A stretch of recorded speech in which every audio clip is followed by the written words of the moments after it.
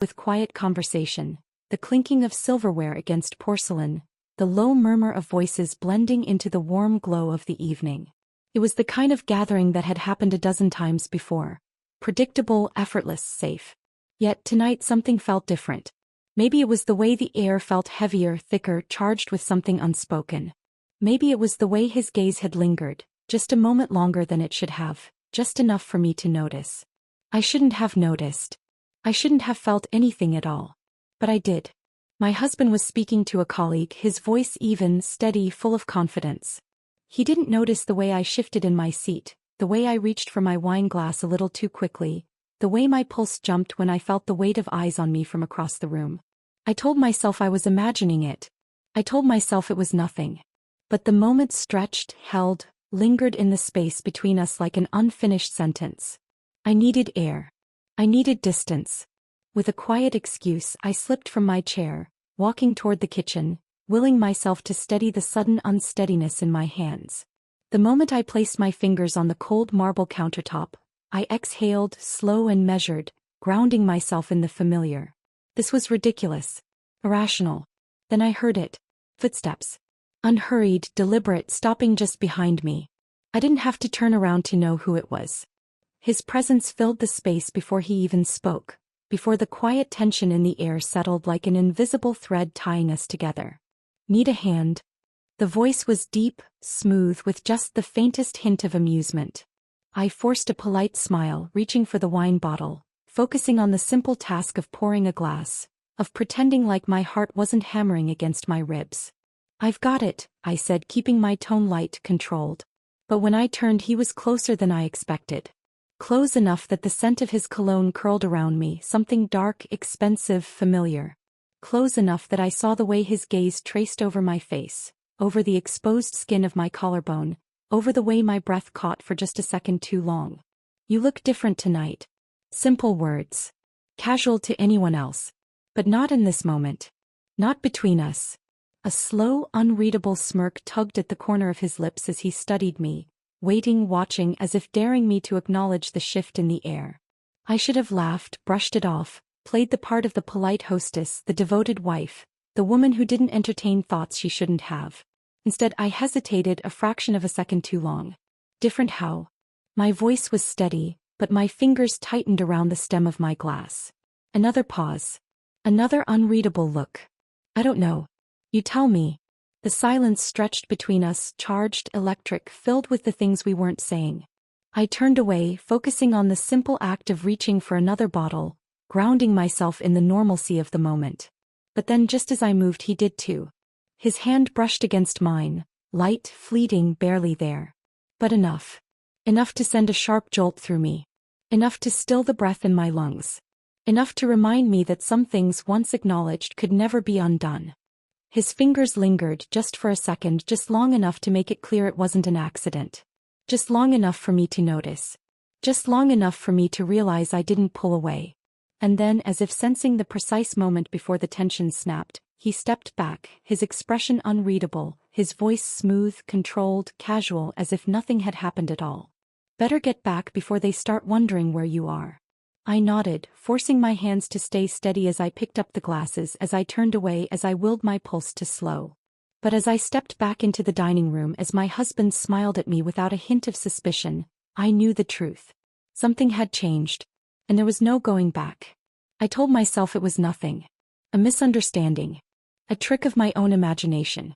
He was just a man I'd known for years, someone familiar, someone safe, someone who had always been there, always part of our lives, always in the background where he belonged. That night was nothing but a fleeting moment, an illusion created by dim lighting and too much wine, a misplaced thought that should have never taken root. But the problem with thoughts is that once they exist, they don't just disappear. They grow. They settle. They wait. I busied myself the next morning, moving through routine with purpose, convincing myself that if I didn't think about it, it would fade. I cooked breakfast. I responded to emails. I kissed my husband on the cheek as he left for work, and for the first time in years, I noticed how little I felt when I did. That realization unsettled me more than anything else. I ignored it. I had to. Days passed, and the moment in the kitchen became a distant memory, a brief slip in judgment, something I could pretend never happened. Then came the next family gathering. Another dinner, another evening filled with laughter, with familiar voices, with the comfort of predictability. I told myself this time would be different. This time I wouldn't look at him. This time I wouldn't notice him. But the thing about forbidden thoughts is that they don't like being ignored. The moment I stepped into the room I felt it. His presence. A weight I couldn't explain, an awareness I couldn't shake. He was already there, sitting across from my husband, talking, laughing, blending seamlessly into the night like he always did. But this time I noticed the way his eyes moved. How they found me the second I entered. How they followed me, careful, calculated, moving away before anyone else could see. I wasn't imagining it. And the worst part? I didn't want to. The night stretched long, conversations flowing, but I felt like I was barely present. I nodded at the right moments, smiled when expected, laughed when it was appropriate, but my mind wasn't where it should have been. It was elsewhere. It was aware of every shift in the air, every glance that lasted a second too long, every moment where our eyes met across the table before I forced myself to look away. He wasn't doing anything wrong. Not really. Not yet. But that was the problem, wasn't it? Nothing was happening, but everything was changing. At some point in the evening I found myself in the hallway, reaching for my phone, needing a moment to breathe, to collect myself, to remind myself who I was before I started thinking about things I shouldn't. Then I heard it. His footsteps. Steady. Purposeful. Moving toward me. I turned before I could stop myself, and there he was, standing just a few feet away, watching me in a way no one else ever had. My stomach tightened. I should have left. I should have walked away. But I didn't. You okay? His voice was casual, easy, as if this was just another conversation, just another night, just another moment between two people who had nothing to hide. I forced a smile. Of course. Why? His head tilted slightly, his eyes scanning my face, searching for something, reading me in a way that made my pulse quicken. You seem different tonight. The words were harmless. Simple. Innocent. But the way he said them wasn't. The way he looked at me wasn't. Something passed between us, something I didn't have a name for yet, something I wasn't ready to admit. I swallowed, shifting my weight, forcing myself to breathe, to keep my voice steady. I don't know what you mean. Another lie. He studied me for a moment longer, then, as if sensing I was about to run, he did something I didn't expect. He smiled. Slow. Knowing. And then just before he turned to leave he said it. I like it. 2 words. Simple. But enough to unravel everything. I stood there long after he was gone, my heart pounding, my hands unsteady, my mind racing with thoughts I shouldn't have. I should have ignored it. I should have brushed it off. But instead, for the first time, I let myself wonder. What if? I tapped my fingers against the steering wheel, staring at the entrance of the store, watching as people moved in and out, their faces blending into an unremarkable blur. My husband was inside, picking up something he forgot, and I was left here, sitting in the stillness of my car, the engine humming softly beneath me. The air was thick with something I couldn't name, something that had been growing for days, lingering in every glance, in every unspoken word. Then the passenger door opened. I knew who it was before I even turned my head. He slid into the seat beside me, moving with the kind of ease that suggested he belonged there. He didn't. He exhaled slowly, resting his hands on his thighs, eyes flickering toward me before settling on the dashboard. Thought I'd wait with you, he said, voice even, controlled, as if there wasn't something simmering beneath his calm exterior. I forced a nod, my fingers tightening around the wheel. Okay. The word came out lighter than I intended, too airy, too forced. The silence stretched between us, neither of us moving, neither of us daring to break it. Outside, the world continued as it always had, but inside this car something had shifted. He was close. Not enough to touch, but enough for me to feel the heat radiating from his body. Enough for me to notice the way his jaw tensed, the way his fingers flexed against his jeans. I should have said something. Should have laughed, made a joke, turned the conversation towards something safe. But I didn't.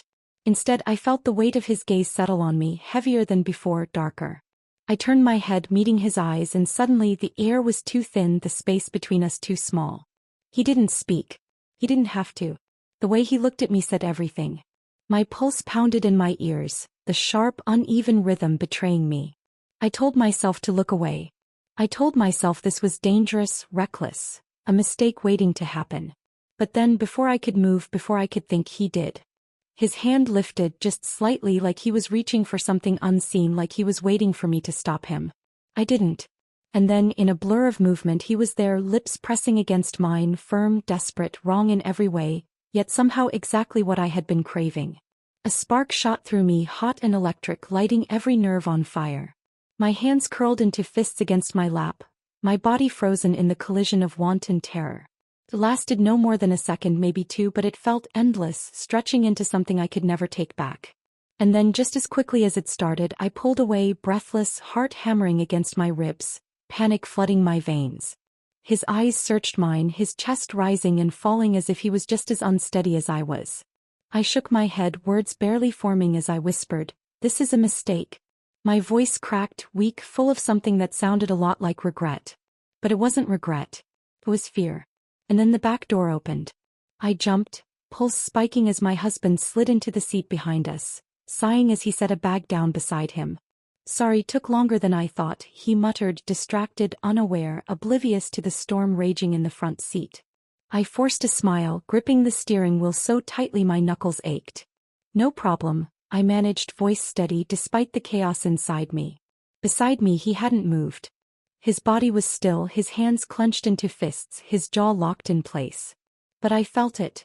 The way his breath hitched, the way his fingers twitched slightly, the way his leg pressed against the console, just enough to remind me that what had happened wasn't my imagination. It was real. And there was no undoing it. I told myself it didn't happen.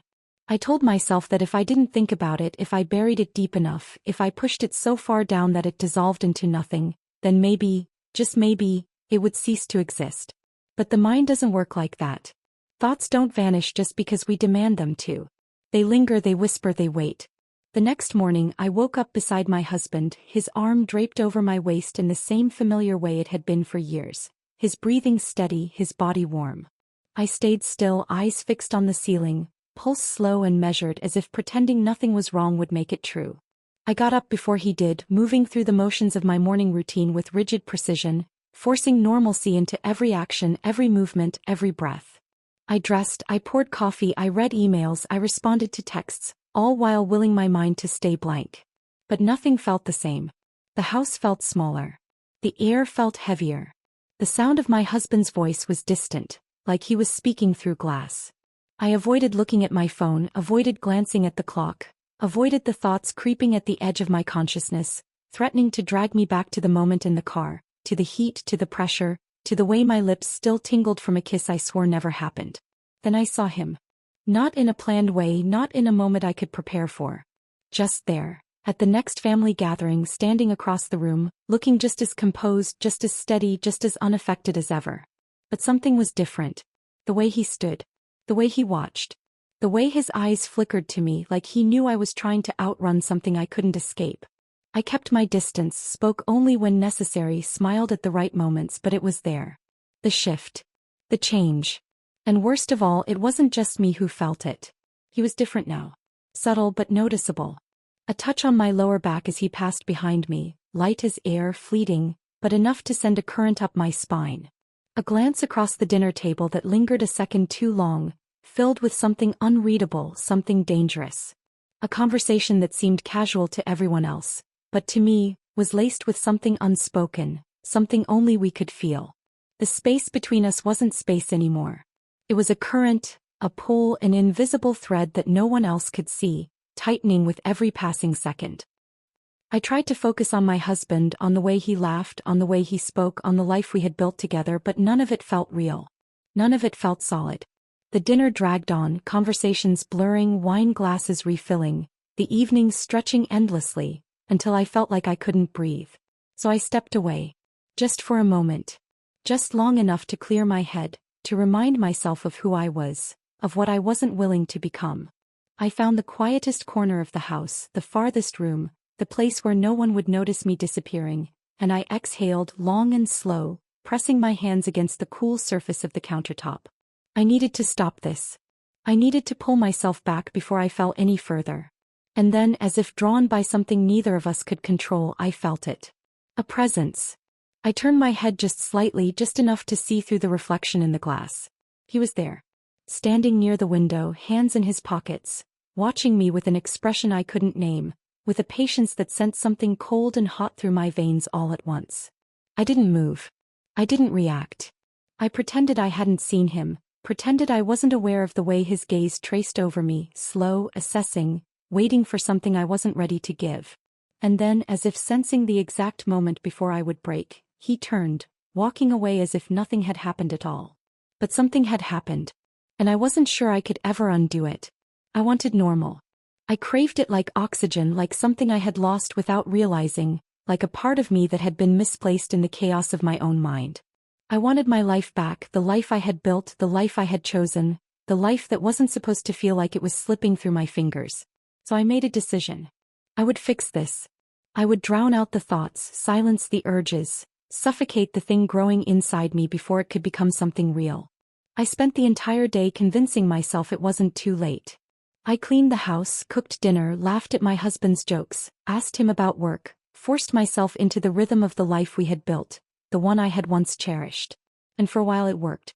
The evenings stretched long, the glow of the lamps casting warm light across the living room, the sound of his voice filling the space that suddenly felt too big, too empty. I studied him. The man I had promised my life to. The man who had given me stability, love, a future I had never questioned. He was comfortable, familiar, safe. He was everything I should have wanted. And yet, something inside me twisted, an ache I didn't know how to name, a longing I didn't know how to silence. But I tried. I moved closer. I let my fingers trail over his arm, slow, deliberate, an invitation I hadn't extended in longer than I cared to admit. He glanced at me, surprised, but he smiled, setting his drink down, shifting toward me as if this was something he had been waiting for. Maybe he had. Maybe I had too. Maybe this was all I needed, to remind myself of who I was supposed to be. I leaned in. His lips were warm, familiar, the same lips I had kissed 1,000 times, the same lips that had once made my heart race, my body hum, my mind still. But the second I closed my eyes, everything shattered. It wasn't his face I saw. It wasn't his touch I felt. It wasn't his breath against my skin. A jolt of panic shot through me, sharp, instant, undeniable. My stomach twisted, nausea rising in my throat as if my body itself rejected the lie I was trying to tell. I pulled away too fast, too sudden, my breathing uneven, my pulse hammering in my ears. My husband frowned, confusion flickering across his face as he searched mine, as he tried to understand why his wife had just kissed him like she meant it, only to recoil like she had touched fire. "Are you okay?" His voice was soft, careful, laced with concern instead of suspicion because he didn't know. He didn't know what was wrong. He didn't know what I had done. He didn't know that the woman sitting in front of him, the woman he trusted, the woman he loved, was unraveling right before his eyes. I forced a nod, swallowed hard, tried to smile. "Yeah, I don't know. Long day." A pathetic excuse, but he accepted it, pressing a kiss to my forehead, telling me it was okay, telling me I could talk to him if something was wrong. And I almost laughed. Because everything was wrong. I needed space. I needed air. I needed something to ground me before I lost myself completely. I stood quickly, mumbling something about needing water, about being tired, about anything that would get me out of that room before I did something I couldn't take back. I reached the kitchen before I let myself exhale, gripping the counter, staring at the reflection in the window, at the woman who was supposed to be me, at the stranger looking back at me with wide, panicked eyes. Then my phone vibrated. The sound was sharp, intrusive, cutting through the silence like a blade. My heart lurched as I glanced down, already knowing what I would see before I did. "Let's just talk." A simple message. Harmless. Innocent. Why? My fingers hovered over the screen, my breath shallow, my thoughts racing. I should delete it. I should walk away. I should pretend I never saw it. But I didn't. I just stood there, staring at the words, knowing deep down that whatever happened next there was no going back. I told myself it was just a conversation. Just words. Just closure. I told myself I needed to meet him so I could end it, so I could put an end to whatever this was before it spiraled into something neither of us could control. I told myself a lie. The cafe was small, dimly lit, tucked away on a quiet street where no one we knew would see us, where no one would question why we were sitting at separate tables, pretending we weren't waiting for each other. I arrived first, hands gripping my bag too tightly, heart hammering against my ribs as I sat near the window, my back straight, my breathing forced into something even. I didn't have to look up to know the moment he walked in.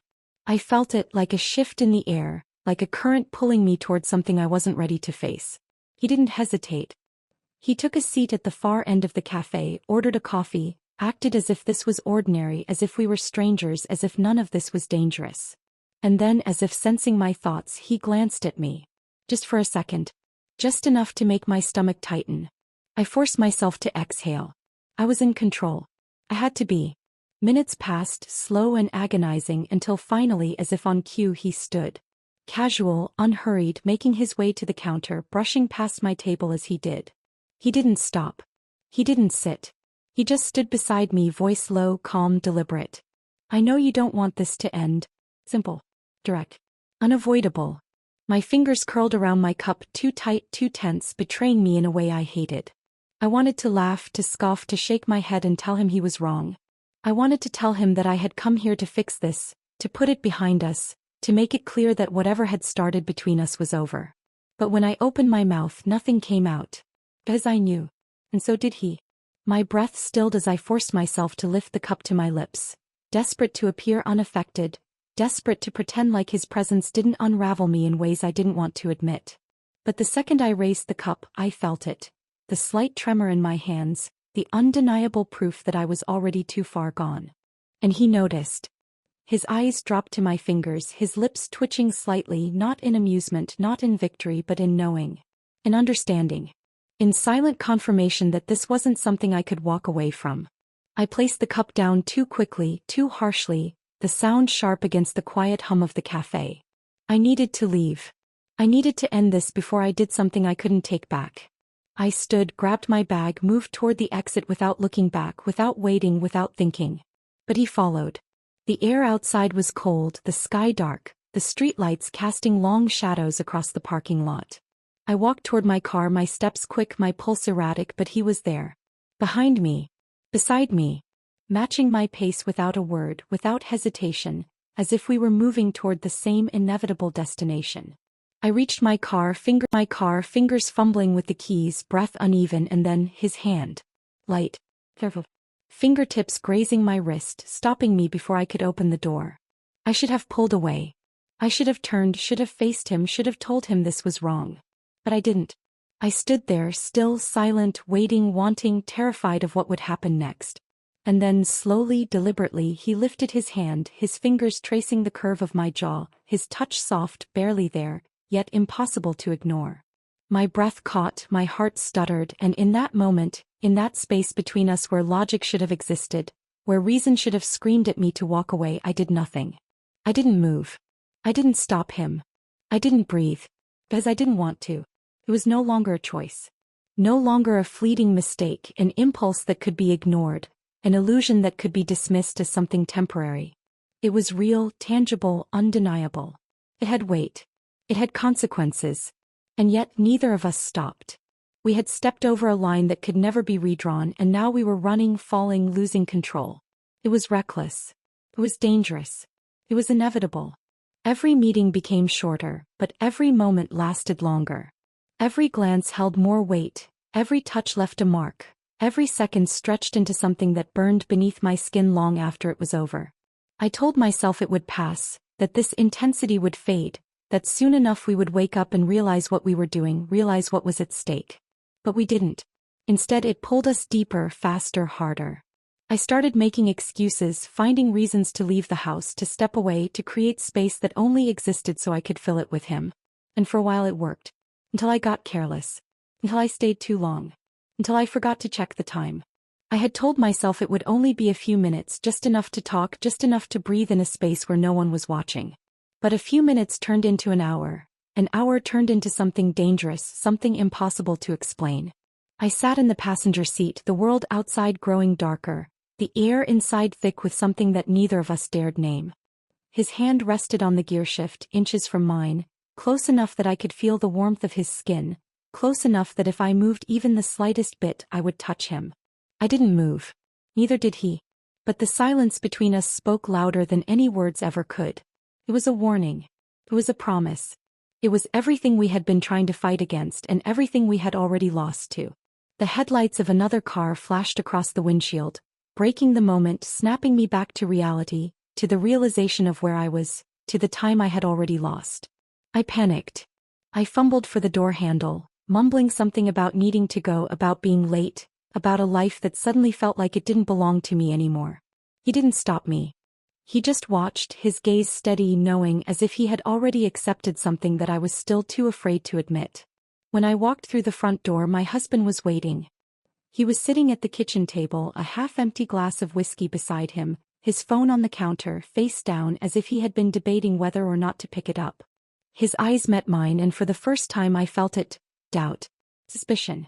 A crack in the foundation of the life we had built, a fracture I had placed there with my own hands. "Where were you?" His voice was even, casual, too controlled. I forced a smile, shaking off the tension coiling in my chest. "Traffic was bad." "Why?" He studied me for a moment, searching for something, waiting for me to give him a reason to believe me. I held my breath, held my ground, held on to the last shred of normalcy I had left. Finally he nodded, reaching for his drink, letting it go, for now. But I wasn't the only one being watched. She had noticed too.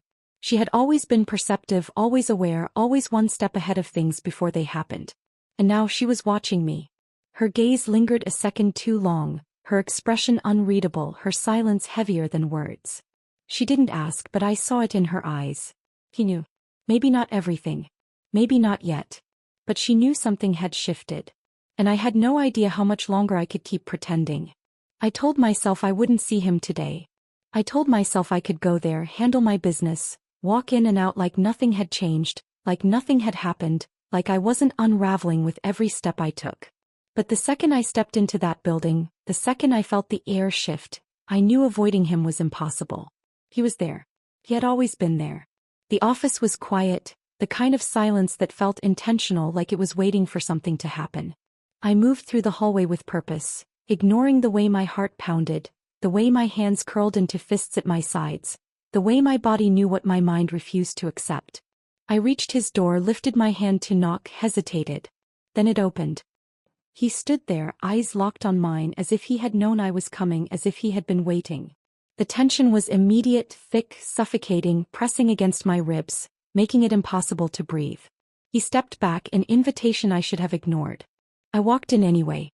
The door clicked shut behind me, sealing us inside, trapping me in a space I had no business being in. I didn't have a plan. I didn't know what I was going to say. All I knew was that my pulse was too loud, my skin was too hot, and he was looking at me like he already knew the ending to a story I was still trying to rewrite. "I shouldn't be here." My voice was barely a whisper, but he heard it. He always heard it. "But you are." He leaned against his desk, arms crossed, watching me, studying me, like he was waiting for me to admit something neither of us was willing to say out loud. I took a step back, then forward, then back again, pacing, breathing, trying to find a way to make sense of this, to make it logical, to make it something I could control. "This has to stop." The words felt foreign, like they didn't belong to me. His eyes darkened, his jaw tightened, his whole body going still in that way that made my stomach twist. "Do you want it to?" I froze. He waited. I didn't answer. Because I didn't know how. Because the truth was something I couldn't admit.